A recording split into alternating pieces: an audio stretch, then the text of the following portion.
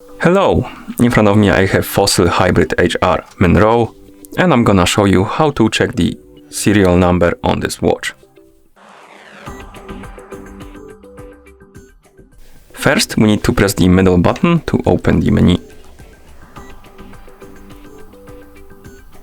After the menu opens, you can use the upper and the lower buttons to scroll through the menu.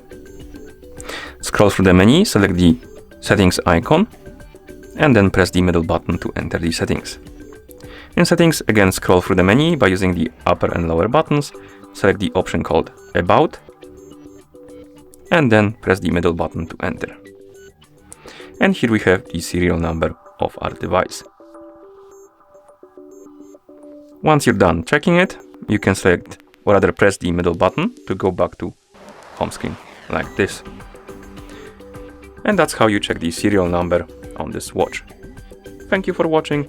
If you found this video helpful, please consider subscribing to our channel and leaving a like on the video.